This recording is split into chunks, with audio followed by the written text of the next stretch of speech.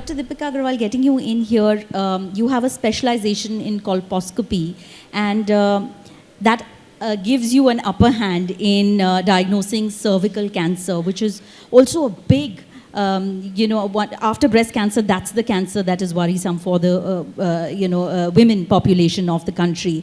Do you see a rising trend there? And, when you weigh genetics as a factor versus lifestyle factors, what has a heavier side?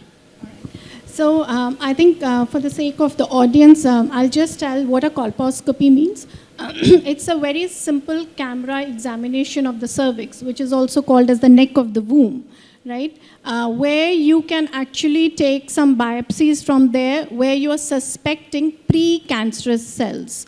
Now, that's what is colposcopy, which we can easily do it in OPD. And through biopsy, we can detect the precancerous cells, which means before they actually become cancer. Now, that's where the role of the screening test for cervical cancer is. My request to all the female audience would be that there is something called as pap smear test, which is a simple OPD test, which every woman after the age of 25 should see their gynec. It's a simple swab. We take it in OPD. We get the results, and it will detect your cancer at a very well precancerous stage, which is fully treatable. Now, going back to your question, Megha. So I would say it's a mix of genetic factors and the lifestyle factors.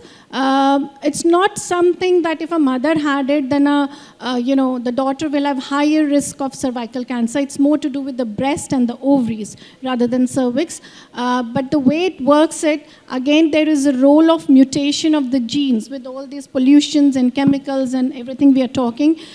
Mostly it is to do with the lifestyle, which means if a woman is smoking or she has multiple sexual partners, or if her immunity is low for whatever reason, whether there is a chronic stress or she has issues like hepatitis B or HIV, those are the women who are at higher risk of developing precancerous cells. And if they are not going for their screening test, which is a simple test, they will end up having cancer.